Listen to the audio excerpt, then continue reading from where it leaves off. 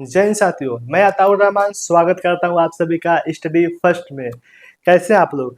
आइए आप लोग अच्छे होंगे, मस्त होंगे और जबरदस्त होंगे।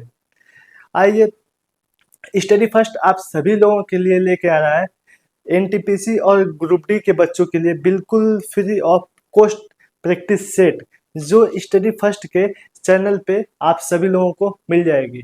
ग्रुप डी का पहला प्रैक्टिस सेट करा दिया गया है, जो स्टडी फर्स्ट के चैनल पे मौजूद है, और आज प्रैक्टिस सेट नंबर 2 है। आज प्रैक्टिस सेट नंबर 2 है। आइए क्लास को स्टार्ट करते हैं। और क्लास को स्टार्ट करने से पहले आप लोगों के लिए डेली की तरह आज भी मोटिवेशनल लाइन है कुछ।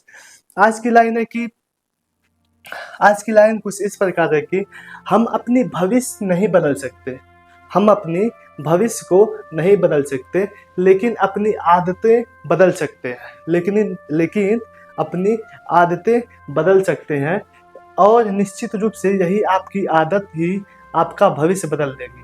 कहने का मतलब यह है कि आप अपना भविष्य नहीं बदल सकते, लेकिन आप अपनी डेली की जो आदतें हैं, डेली की जो रूटीन है, वह बदल सकते हैं। और यही डेली की बदली हुई रूटीनें और डेली की बदली हुई आदतें निश्चित रूप से एक ना एक दिन आपका भविष्य बदल देगी। आइए इसी के साथ क्लास को स्टार्ट करते हैं। आज का पहला क्वेश्चन ये है, आज का पहला क्वेश्चन ये है, प्रथम बौद्ध संगति के अध्यक्ष थे। प्रथम बौद्ध संगति के अध्यक्ष थे। पहला है ए वसुमित्र, दूसरा है महाकश्यप, तीसरा है संघरक्षक, चौथा है पार्श। तीसरा है संघरक्षक, चौथा है पार्श। आइए बौद्ध संगति की जितनी समितियां हुई हैं उसके बारे में चर्चा करते हैं। बौद्ध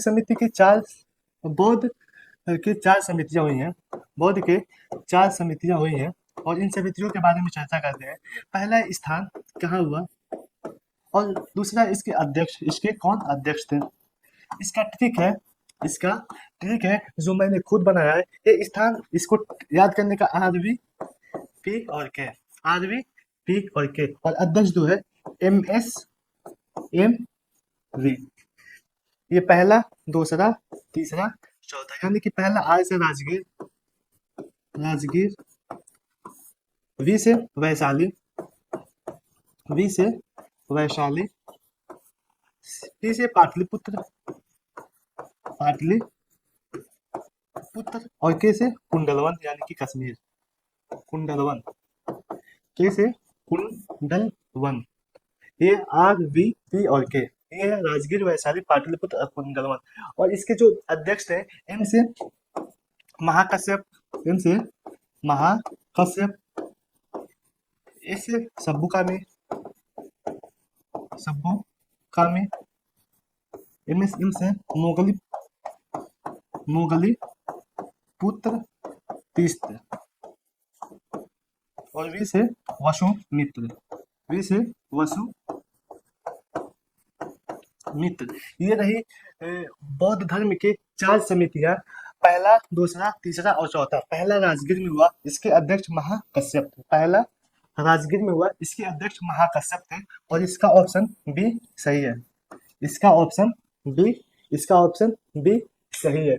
आइए दूसरे क्वेश्चन की तरफ चलते हैं।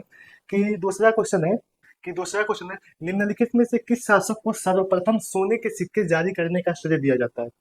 ये आरआरबी ग्रुप डी में पूछा गया है कि निम्नलिखित में से किस शासक को सर्वप्रथम सोने के सिक्के जारी करने का श्रेय दिया जाता है। ऑप्शन ए कनिष्क प्रथम, option B Vima Kadphises, option C Kushan, option D Ajatashatru. आइए इसके बारे में जानते हैं कि कुषाण वंश का एक शासक था जिनका नाम था विम कड़फिसेस।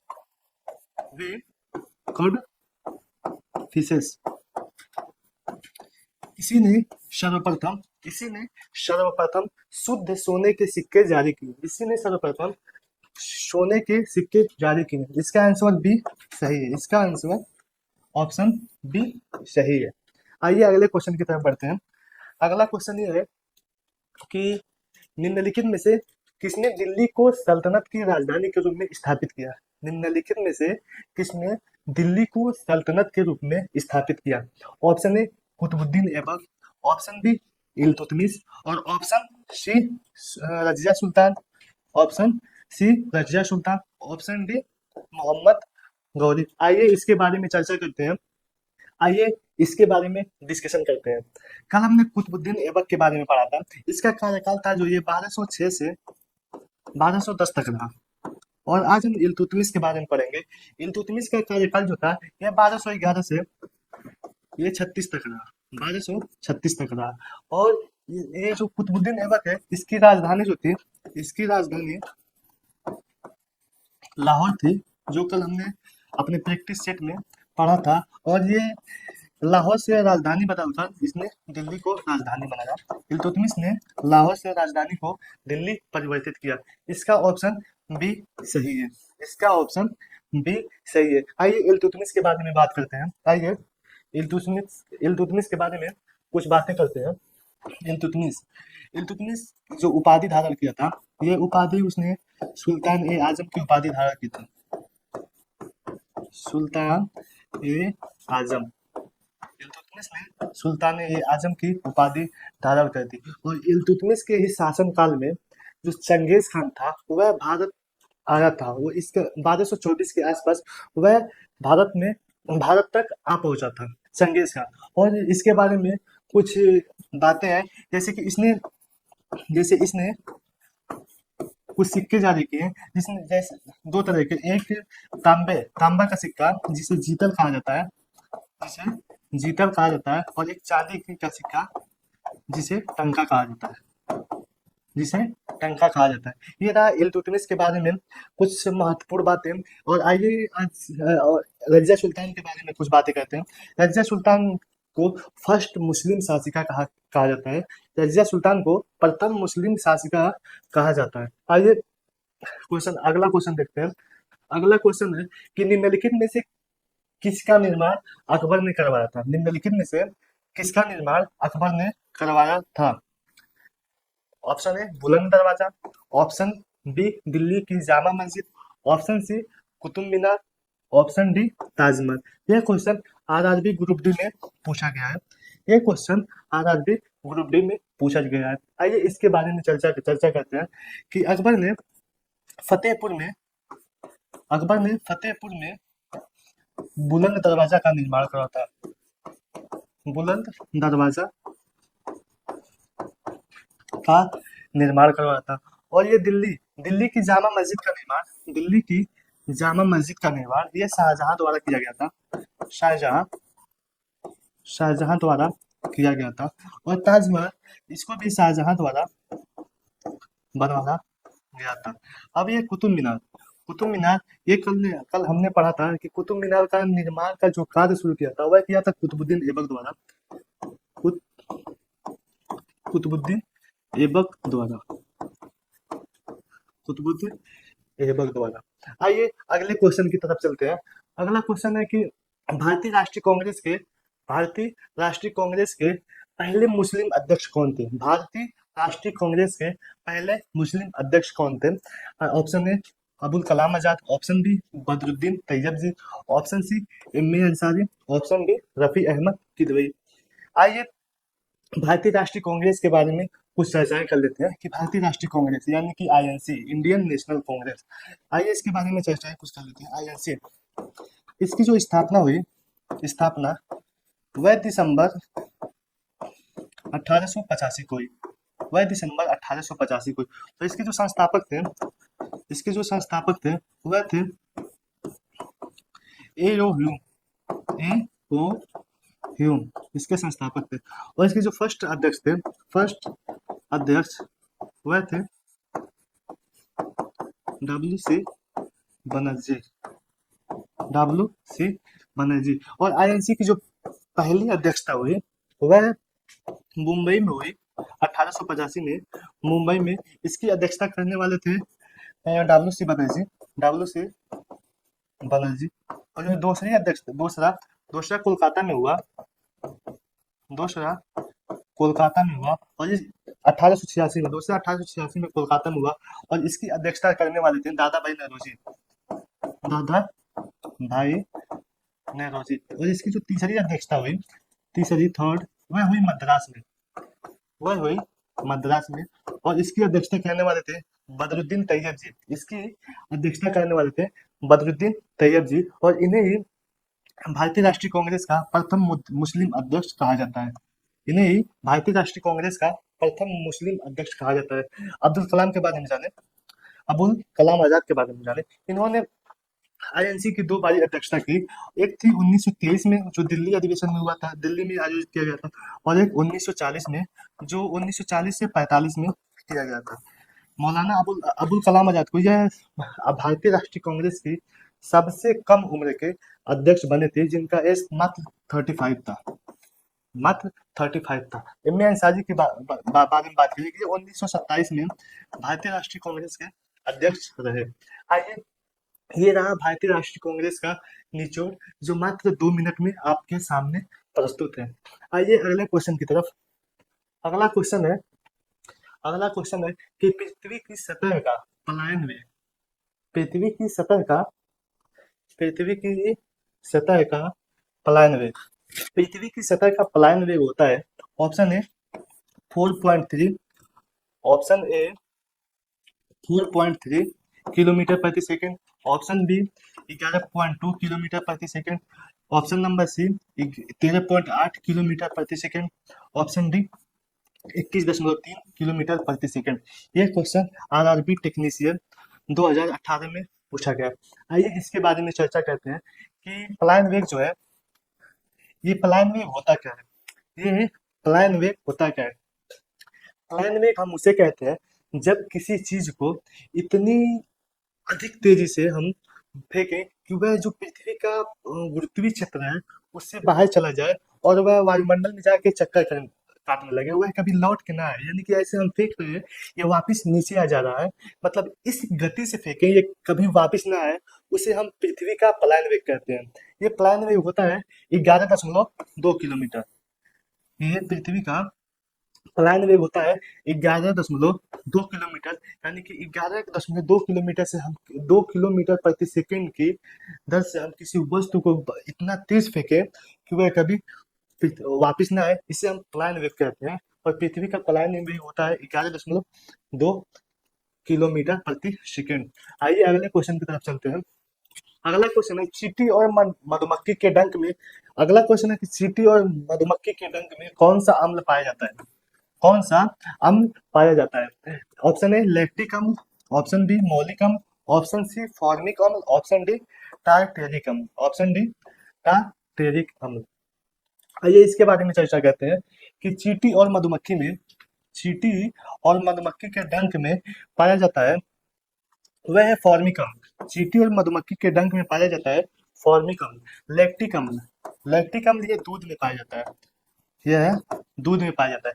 मैलिक अम्ल, मौलिक अम्ल यह सेब, यह है मौलिक अम्ल, ये सेब, नाशपाती, यह सेब, नाशपाती और केले में पाया जाता है। यह सेब, नाशपाती और केले में पाया जाता है। फॉर्मिक अम्ल यह चींटी और मधुमक्खियों के डंक में पाया जाता है। टार्टेरिक अम्ल यह इमली में पाया जाता है।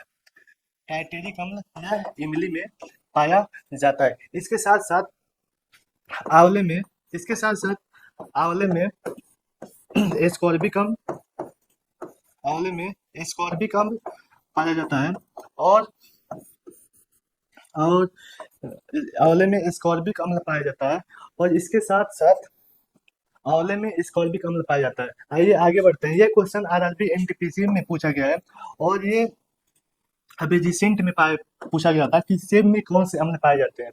सेब में कौन से अम्ल पाए जाते हैं, वह ऑप्शन है मौलिक अम्ल, और इसका चींटी और मधुमक्खी में ये ऑप्शन सी सही है। आइए अगले क्वेश्चन की तरफ बढ़ते हैं। अगला क्वेश्चन ये है कि का जनक, अनुवांशिकी का जनक किसे कहा जाता है। Option A Gregor John Mendel, option B EP Adam, option C Charles Darwin, और ऑप्शन डी रॉबर्ट हुक। आइए इसके बारे में चर्चा करते हैं। यह क्वेश्चन आरआरबी ग्रुप डी और एनटीपीसी में पूछा गया है। यह क्वेश्चन आरआरबी ग्रुप डी और एनटीपीसी में पूछा गया है। आइए इसके बारे में चर्चा करते हैं। अनुवांशिकी का जो जनक है, जनक यानी पिता, वह है Gregor John Mendel, Gregor John Mendel. और इन्होंने मटर के पौधों पे अध्ययन किया था। इन्होंने मटर के पौधों पर अध्ययन किया था।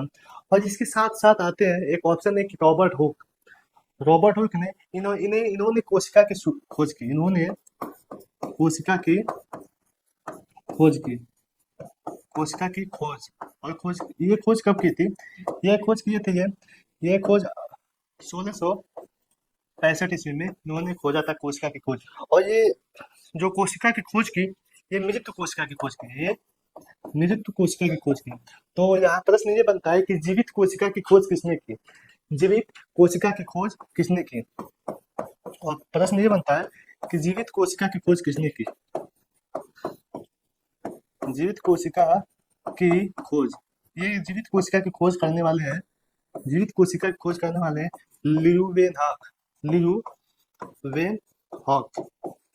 ल्यूवेनहॉक। ये 1674 ईस्वी में मुझे जीवित कोशिका की खोज करते हैं। आइए अगले क्वेश्चन की तरफ बढ़ते हैं। अगला क्वेश्चन है कि लाइकेन एक ऐसा जीव है जो चेतावनी देती है जल प्रदूषण की, यानी कि यहाँ कौन सा फील करेगा? जल प्रदूषण की, गैस प्रदूषण की, वायु प्रदूषण की या मृदा प्रदूषण की? ये क्वेश्चन आरआरबी ग्रुप डी 2021 में पूछा गया है। आइए इसके बारे में चर्चा करते हैं।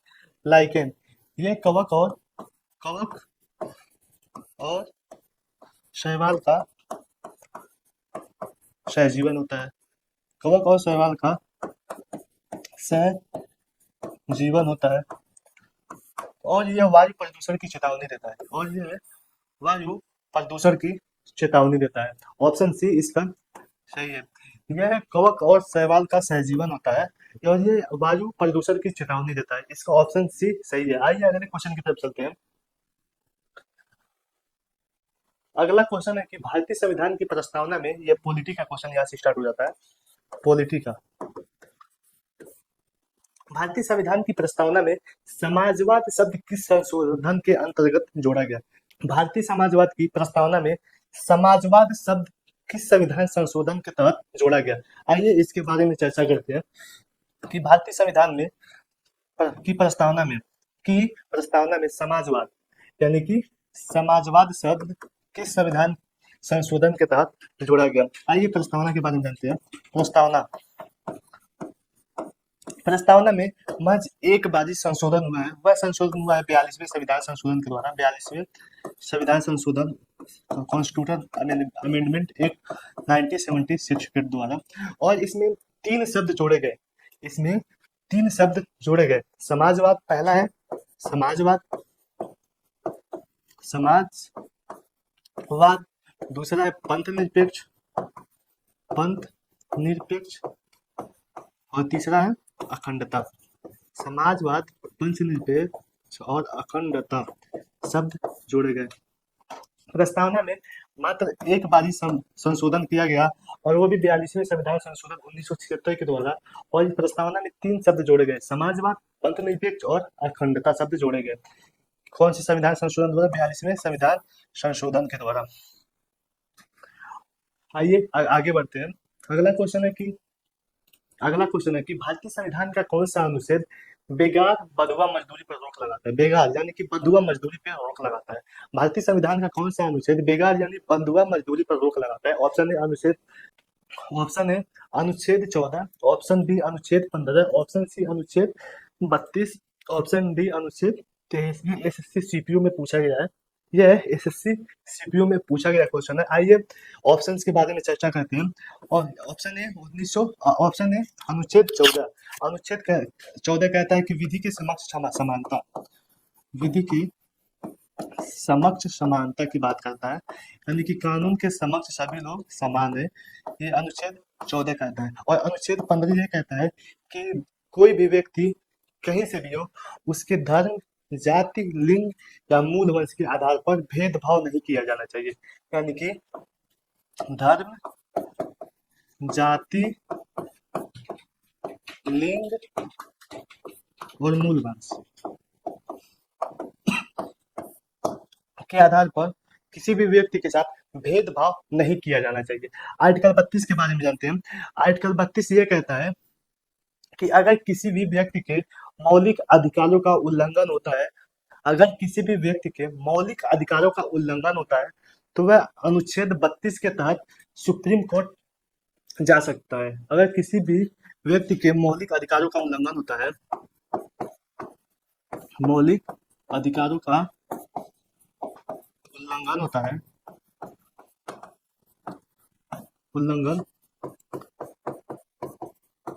है तो वह 32 के तहत सुप्रीम कोर्ट जा सकता है। और सुप्रीम कोर्ट इसके तहत 5 रिट जारी करती है। इसके बारे में हम आगे चर्चा करेंगे। ये बंधुआ मजदूरी पर रोक, ये आर्टिकल 23 के तहत है। इसका ऑप्शन सी सही है, इसका ऑप्शन डी सही है। आइए अगले क्वेश्चन की तरफ चलते हैं। अगला क्वेश्चन है कि भारतीय संविधान में आर्टिकल 25 से लेके आर्टिकल 28 तक ये किसके बारे में प्रावधान करता है? ये किसके बारे में प्रावधान करता है? ऑप्शन ए सांस्कृतिक और शिक्षा का अधिकार, सांस्कृतिक और शिक्षा का अधिकार। ऑप्शन बी धार्मिक स्वतंत्रता का अधिकार। ऑप्शन सी समानता का अधिकार। और ऑप्शन डी शोषण के विरुद्ध अधिकार। आइए इन ऑप्शंस के बारे में चर्चा करते हैं कि सांस्कृतिक और शैक्षणिक शिक्षा, ये आर्टिकल 29 से 30 के बीच में आता है। ये आर्टिकल 29 से 30 के बीच में आता है। ये धार्मिक स्वतंत्रता का अधिकार, ये आर्टिकल 25 से आर्टिकल 28 के बीच में दिया गया है कि धार्मिक स्वतंत्रता का अधिकार और समानता का अधिकार। ये आर्टिकल 14 से लेकर आर्टिकल 18 तक उल्लेख है। और ये शोषण के विरुद्ध अधिकार, ये आर्टिकल 23 और 24 में उल्लेख किया गया है। और क्वेश्चन क्या पूछना है, भारतीय संविधान में 25 से लेकर 28 तक का प्रावधान है। ये आर्टिकल 25 से 28 यानी कि ऑप्शन बी सही है, धार्मिक स्वतंत्रता का अधिकार सही है, ऑप्शन बी। आइए आगे बढ़ते हैं। अगला क्वेश्चन है कि निम्नलिखित में से कौन सा संविधान संशोधन अधिनियम भारत और बांग्लादेश के मध्य समझौते से संबंधित है? भारत और बांग्लादेश के मध्य समझौते से संबंधित है। ऑप्शन ए 101वां संविधान संशोधन।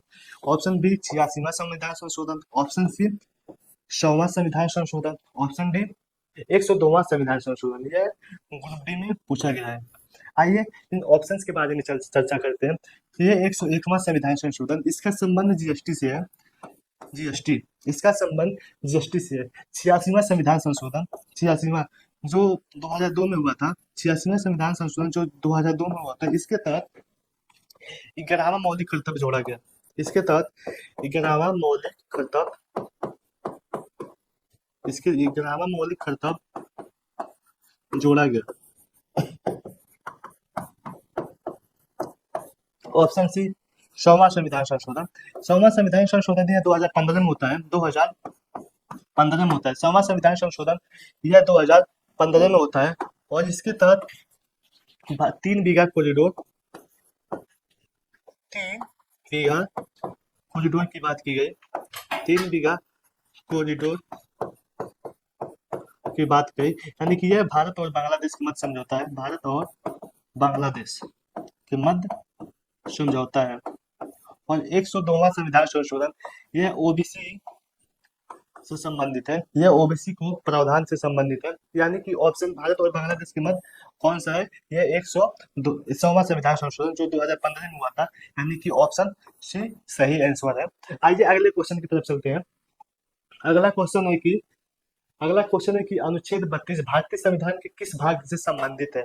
अनुच्छेद 32, अभी अनुच्छेद 32 के बारे में हमने चर्चा की थी कि यह वह अनुच्छेद है कि अगर व्यक्ति के मौलिक अधिकारों का उल्लंघन होता है तो वह सुप्रीम कोर्ट जा सकता है। और सुप्रीम कोर्ट उसके लिए 5 प्रकार के रिट जारी करती है। वह अगर किसी व्यक्ति के मौलिक अधिकारों का उल्लंघन होता है तो वह आर्टिकल 32 के तहत सुप्रीम कोर्ट जा सकता है।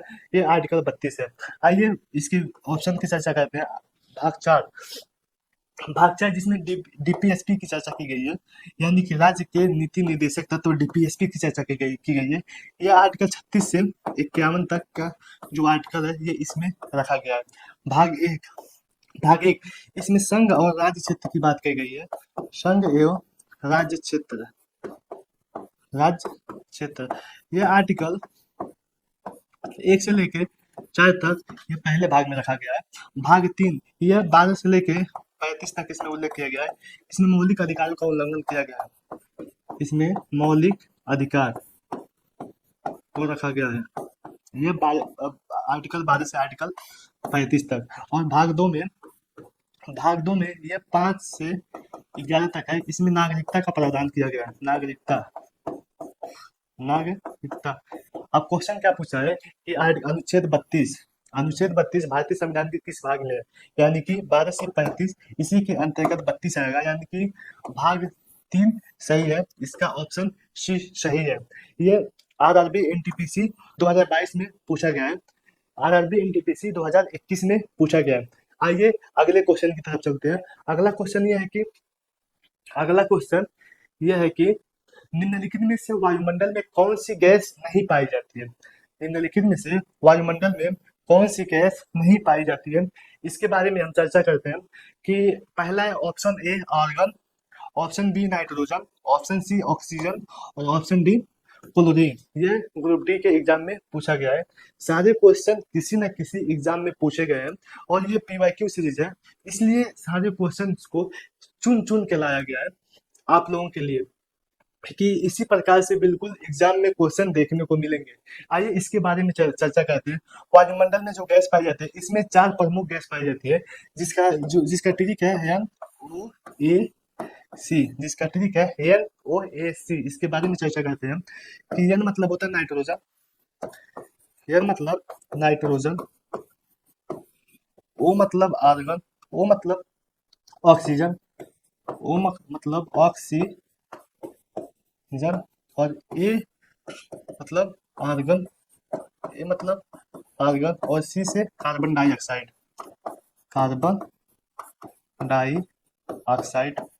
इसके साथ साथ कई ऐसे वायुमंडल में गैस पाई जाती हैं, जैसे मीथेन हो गया, कार्बन डाइऑक्साइड। अब इसके परसेंटेज के बारे में बात कर लेते हैं कि ये जो नाइट्रोजन है ये लगभग सबसे अधिक 78% पाया जाता है। ऑक्सीजन 20.90% पाया जाता है।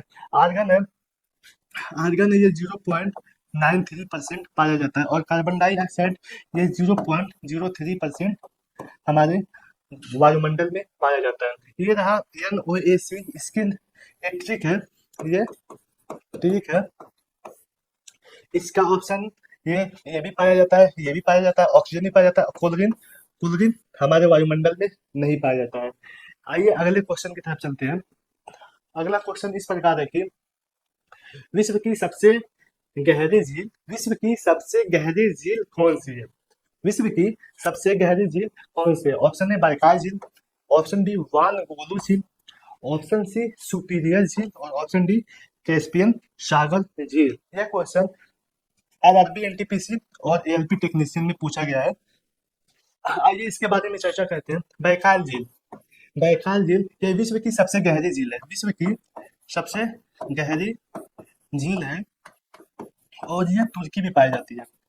यह तुर्की में मौजूद है। वान गोलू झील ये विश्व की सबसे अधिक लवणता वाली झील है। ये विश्व की सबसे अधिक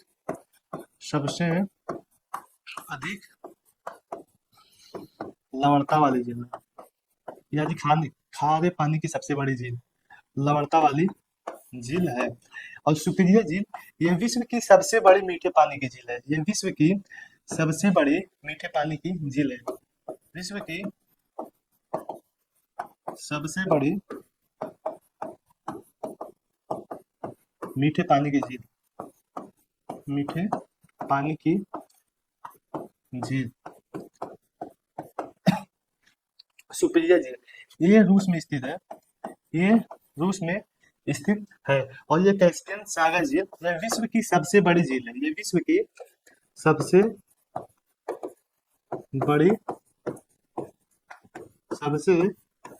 बड़ी झील है। काली झील यह दुनिया की सबसे गहरी झील है। गोलू झील यह सबसे अधिक लवणता वाली झील है। और जो ये सुपीरियर झील ये विश्व की सबसे बड़ी मीठे पानी की झील है। सबसे बड़ी मीठे पानी की झील है। और कैस्पियन सागर झील यह विश्व की सबसे बड़ी झील है। यह विश्व की सबसे बड़ी झील है। आइए अगले क्वेश्चन की तरफ चलते हैं।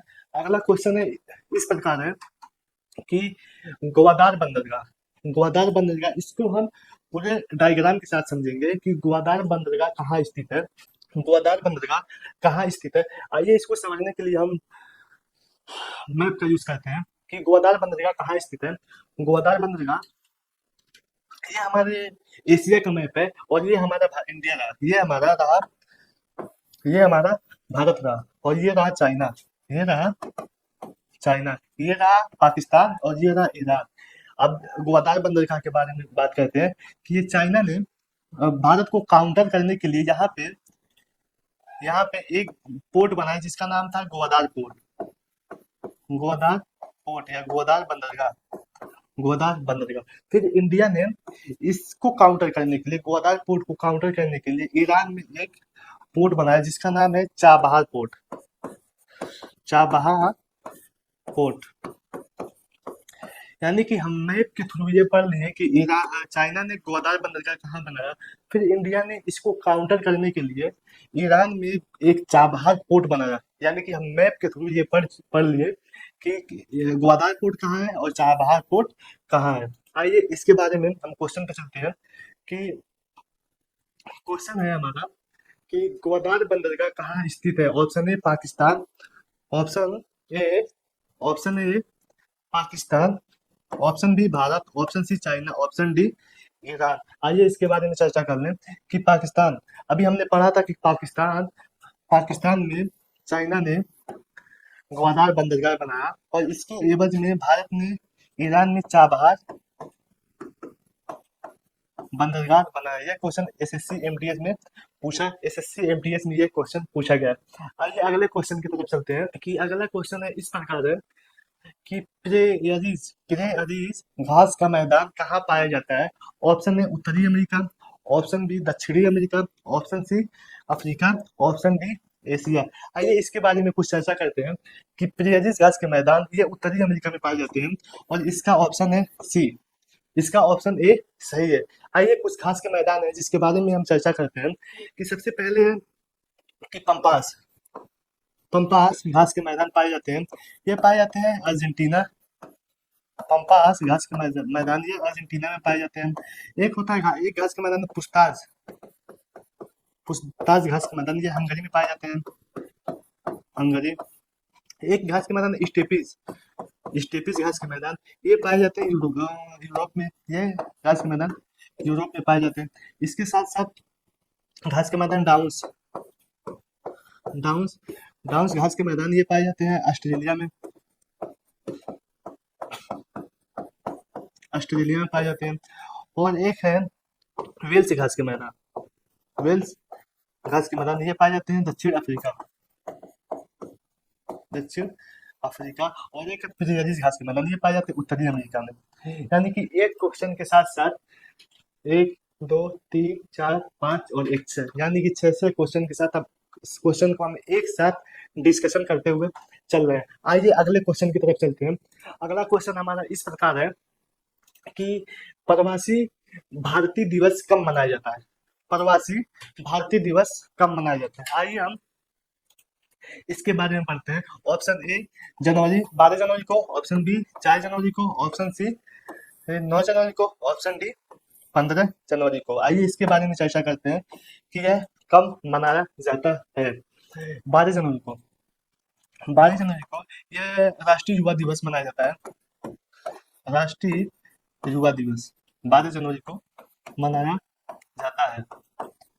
आइए 4 जनवरी को विश्व ब्रेल दिवस मनाया जाता है। विश्व ब्रेल दिवस ये 4 जनवरी को मनाया जाता है।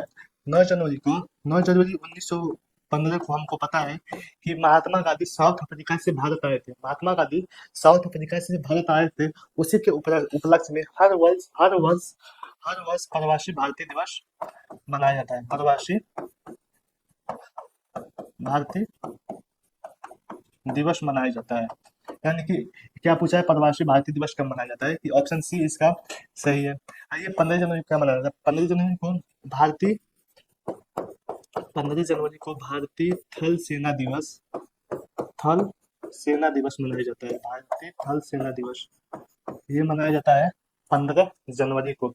आइए अगले क्वेश्चन पे डिस्कस करते हैं, कि अगला क्वेश्चन है कि नेशनल डेयरी रिसर्च इंस्टीट्यूट कहाँ स्थित है, यानी कि नेशनल डेयरी रिसर्च इंस्टीट्यूट कहाँ स्थित है। Option A Karnal, option B Kozhikode, option C Shimla, option D Rajahmundry. यह क्वेश्चन आरआरबी ग्रुप डी में और आरआरबी एनटीपीसी में पूछा गया है, और ऐसे क्वेश्चन किसके संस्थान कहाँ कहाँ है, किसका हेडक्वार्टर कहाँ कहाँ है, यह क्वेश्चन हर एक एग्जाम में भर भर के आते हैं। आइए इसके बारे में चर्चा करते हैं, कि नेशनल डेयरी रिसर्च इंस्टीट्यूट ये है करनाल, ये करनाल में स्थित है। और करनाल कहाँ पड़ता है? यह है हरियाणा में, यह है हरियाणा में। आइए कोझिकोड को मसालों का शहर कहा जाता है। कोझिकोड को मसालों का शहर कहा जाता है, इसलिए मसाला अनुसंधान केंद्र यहीं पे है। मसाला अनुसंधान केंद्र यहीं पे है, यहीं पे है। शिमला, शिमला के बारे में बात करते हैं, कि शिमला ये आलू केंद्रीय आलू संस्थान, केंद्रीय आलू संस्थान यहाँ पे है, केंद्रीय आलू संस्थान शिमला में स्थित है। अब इसको याद करने का तरीका क्या है, कि आलू आलू की सब्जी में हम शिमला की मिर्च को डाल के खाते हैं, इसलिए आलू से हम शिमला को याद कर सकते हैं। शिमला जो कि हिमाचल प्रदेश में स्थित है। आलू की सब्जी में हम शिमला मिर्च को डाल के बनाते हैं, इसलिए आलू और शिमला का घनिष्ठ संबंध है, यानी कि आलू अनुसंधान संस्थान ये शिमला में स्थित है। राजमुंदरी, राजमुंदरी में केंद्रीय तंबाकू संस्थान, केंद्रीय तंबाकू संस्थान है, केंद्रीय तंबाकू संस्थान राजमुंदरी में स्थित है। और एक सवाल और पूछता है, एक सवाल और पूछता है, कि चावल अनुसंधान कहाँ स्थित है। चावल अनुसंधान वह है कटक, वह है कटक। यानी कि जब हम चावल खाते हैं तो दांत के पास, दांत के नीचे पड़ता है तो कट कट करता है, यानी कि कटक। ये याद करने का तरीका है, जो एग्जाम हॉल में हमको छोटी छोटी गलतियां होने से बचाता है। आइए अगले क्वेश्चन की तरफ चलते हैं। अगला क्वेश्चन ये है कि अगला क्वेश्चन ये है कि भारतीय रिजर्व बैंक का मुख्यालय कहाँ स्थित है। भारतीय रिजर्व बैंक का मुख्यालय ये कहाँ स्थित है, यानी कि भारतीय रिजर्व बैंक मतलब RBI, RBI reserve bank of India.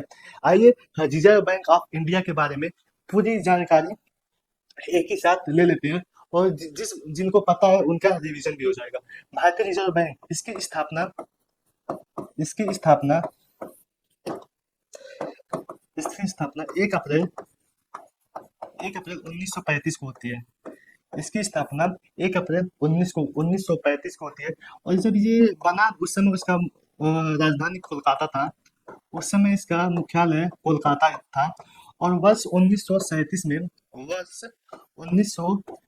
में इसका मुख्यालय मुंबई स्थानांतरित कर दिया गया, मुंबई हो गया। यानी कि इसकी स्थापना कब हुई? 1 अप्रैल 1935 को। इसकी स्थापना हुई 1 अप्रैल 1935 को, और जब स्थापना हुई तो इसका मुख्यालय था कोलकाता, और 1937 में इसका मुख्यालय कोलकाता से मुंबई कर दिया गया। यानी कि रिजर्व बैंक का मुख्यालय कहाँ स्थित है? ऑप्शन सी मुंबई इसका सही आंसर है। और आइए आरबीआई के बारे में बात करते हैं। आरबीआई इसका राष्ट्रीयकरण कब हुआ था? इसका राष्ट्रीयकरण, यह एग्जाम में हमेशा पूछता है कि आरबीआई का राष्ट्रीयकरण कब हुआ था। इसका आंसर है कि 1 जनवरी 1949 को आरबीआई का राष्ट्रीयकरण हुआ था। 1 जुलाई 1949 को आरबीआई का राष्ट्रीयकरण हुआ था। इसके बारे में फूल पत्ती लगा लीजिए, ये बहुत ही इंपॉर्टेंट क्वेश्चन है। आइए अगले क्वेश्चन की तरफ चलते हैं। अगला क्वेश्चन ये है कि भारत में शास्त्रीय नृत्य की संख्या कितनी है? यहाँ पे शास्त्रीय नृत्य का बिल्कुल सुपड़ा साफ कर दिया जाएगा। आइए इसके बारे में चर्चा करते हैं, कि शास्त्रीय नृत्यों की संख्या कितनी है। Option A 6, option B 7, option C 8, option D 9। शास्त्रीय नृत्य याद करने का आज एकदम बिल्कुल आसान तरीका कि शास्त्रीय नृत्यों की संख्या, या इसका ऑप्शन है भारत में शास्त्रीय नृत्यों की संख्या कितनी है।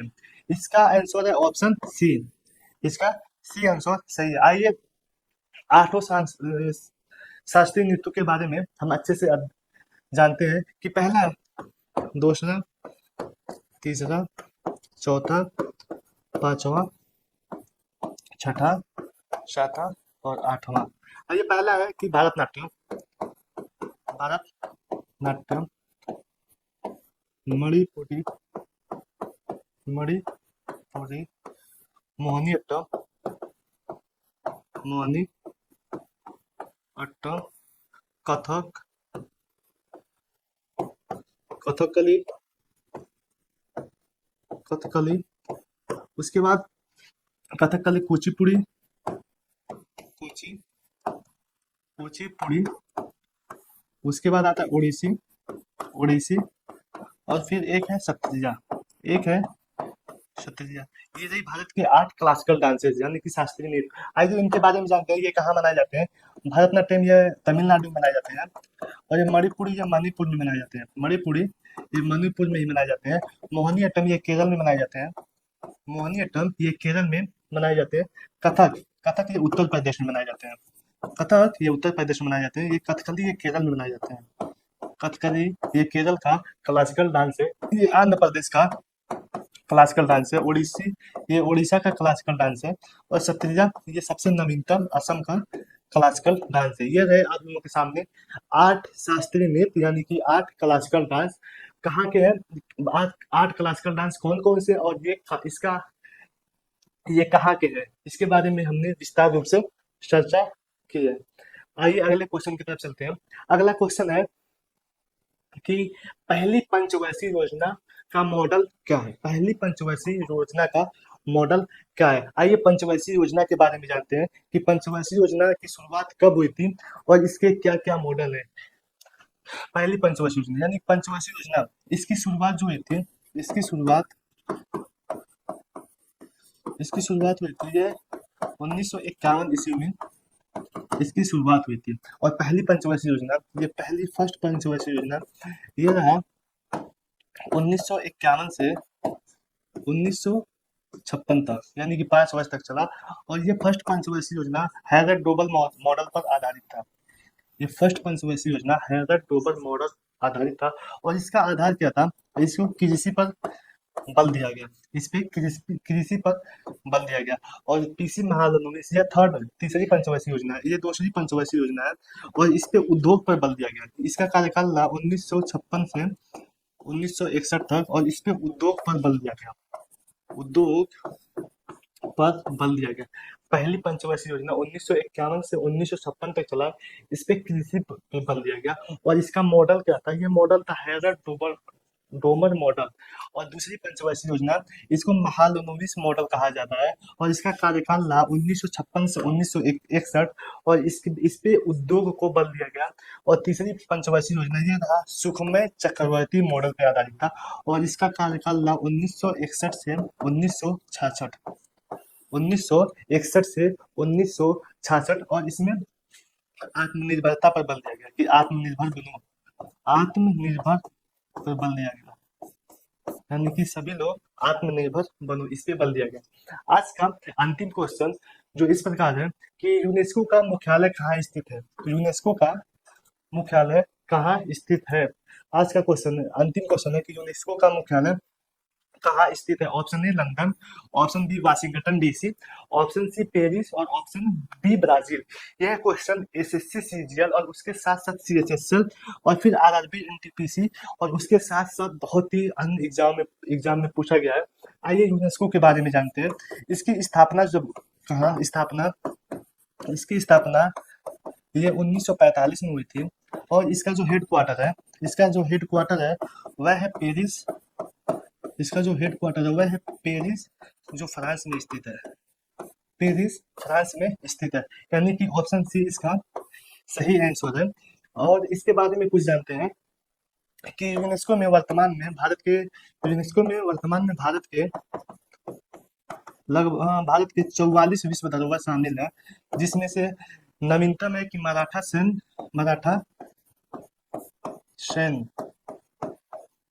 44 में है। और 44 में से जो है ये 35 है सांस्कृतिक, 35 है सर सांस्कृतिक, 7 है नेचुरल, 7 है प्राकृतिक, और एक है मिश्रित, एक है मिश्रित। और ये मिश्रित जो है वह है कंचनजंगा, कंचनजंगा जो कि सिक्किम में स्थित है, कंचनजंगा जो कि सिक्किम में स्थित है। ये रहा आज का टॉप 25 क्वेश्चंस जो ग्रुप डी और एनटीपीसी के प्रैक्टिस सेट में चलाया गया है। ये एग्जाम के पॉइंट ऑफ व्यू से बहुत ही महत्वपूर्ण है। आज का क्लास यहीं तक है। जो भी स्टूडेंट प्रैक्टिस सेट फर्स्ट नहीं देखे हैं वह स्टडी फर्स्ट के यूट्यूब चैनल पे जाए, वहाँ प्लेलिस्ट में प्रैक्टिस सेट मौजूद है। आप लोग उसको करने का प्रयास करें। ओके, आज का क्लास खत्म करते हैं। ओके दोस्तों, मिलते हैं अगली वीडियो में। जय हिंद।